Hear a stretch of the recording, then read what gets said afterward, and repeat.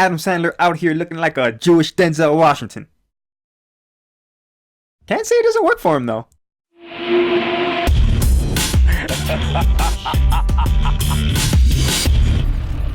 How's it going, everybody? Welcome to another episode of the Cine Critique. I'm going to be reviewing Adam Sandler's latest movie, Uncut Gems, which I was excited to see because this movie has been just getting a ton of hype from the press, and it looks like Adam Sandler is actually trying in this one, so I definitely made it a point to see this movie early and see what the hype was all about. There's a lot I want to get into when it comes to this movie, a lot to dissect, so let me just cut to the chase and get this thing started. So Uncut Gems follows Adam Sandler, who plays Howard, a charismatic New York City jeweler, always on the lookout for the next big score. But when Howard's self-destructive behavior results in him owing a shitload of money, he finds himself having to dodge dangerous debt collectors left and right, and they aren't fucking around.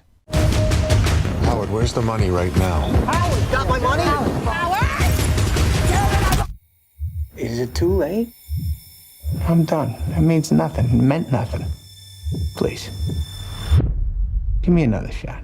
Every now and then we get a phenomenal performance from Adam Sandler that reminds me why I even loved Adam Sandler in the first place. Punch Drunk Love, Reign Over Me, Funny People, the Meyerowitz stories, basically any movie that isn't associated with Happy Madison Productions, you're probably gonna get a good performance out from Adam Sandler, and it's no different here. This time he teams up with the Safdie Brothers, who are relatively new to the Hollywood scene, but they made this great indie movie a couple years ago. It's called Good Time. It's starring Robert Pattinson, who's playing a bank robber on the run with his disabled brother. If you haven't seen that movie, I highly recommend it. Here in Uncut Gems, the Safdie Brothers do the best job capturing the heart and soul of New York since Martin Scorsese's Taxi Driver, capturing the chaotic, overwhelming energy of the city. The Safdies also make an interesting choice by setting this film in 2012, building the film around a series of basketball games played by NBA superstar Kevin Garnett. In a lot of ways, this movie reminded me of the kind of movie Robert De Niro and Al Pacino would have been in back in the day, especially since this film is styled a lot like a Martin Scorsese movie. It's a very tense movie that grabs you right from the first scene and stays entertaining the whole way through.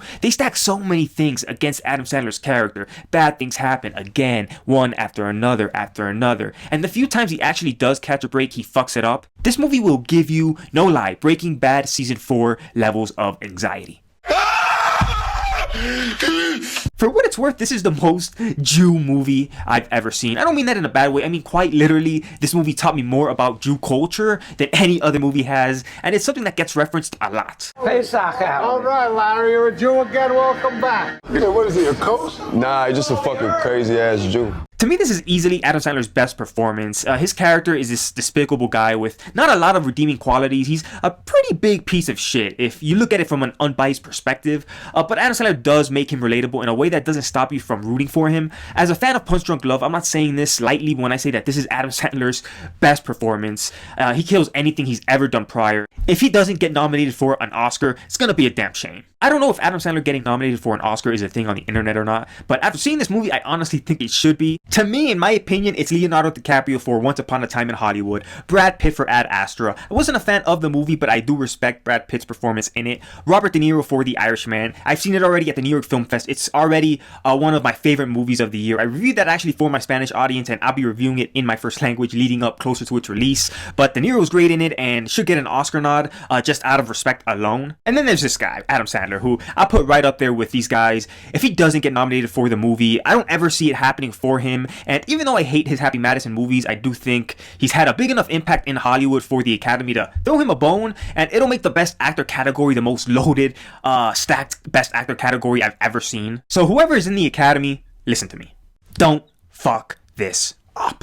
Kevin Garnett also being good in this movie surprised the hell out of me. I thought going in he'd be more of like a cameo, and that the Safdie Brothers would kind of try to have to hide him. But no, Kevin Garnett, he's actually a big part of the plot and a really big part of the movie.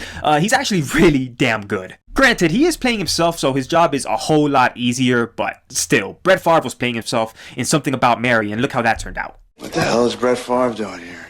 I'm in town to play the Dolphins, you dumbass. This is a pretty bold movie with a lot of shifts in tone. Sometimes it feels like a slapstick comedy, other times it feels like a thriller. I won't go into detail because trust me, I think it's better for you to see it for yourself than for me to spoil it, but I think it's safe for me to say that this has one of the craziest opening scenes I've ever seen in a movie. When you see this movie for yourself, you'll know exactly what I'm talking about. It's definitely provocative, but funny enough, it explains perfectly Adam Sandler's character to a T, and that's all I can say for the opening scene. I don't want to spoil it, so you'll just have to see what I'm talking about. Another thing I loved in this movie was the pacing. Everything goes by so fast to match Adam Sandler's nervous energy, and it really made the 130-minute runtime fly by. It reminded me a lot of the movie Rounders, so if you dig gambling movies and sports movies in general, you're gonna dig this. There's really not a whole lot more for me to say, guys, other than I really liked the hell out of this movie. I feel like I was on movie cocaine. I felt the rush, I got the high, I had the crash once the movie was over. It was like the whole 9 yards. So this gets an easy A+. If you've checked my channel out, you know I don't give A+ reviews all that often. In fact, this might only be my second or third A+ review on my channel so far, but that goes to show you how awesome I think this movie is. It's hard for me to remember the last time a film consistently kept up the tension for as long as this movie does. Even Mad Max took a couple breaks. But with Uncut Gems, the Safdies are operating on another level entirely, making a film that's a complete force of nature. Alright guys, that's my review of Uncut Gems. Let me know what you think about Uncut Gems in the comments below. Are you excited for it? Are you tired of Adam Sandler? I don't know, but if you are, you might want to consider giving him another chance. And as always, if you've made it this far, maybe you're willing to go just a little bit further, go ahead, hit that subscribe button to support the channel. It's no skin off your ass, and it helps me out a lot.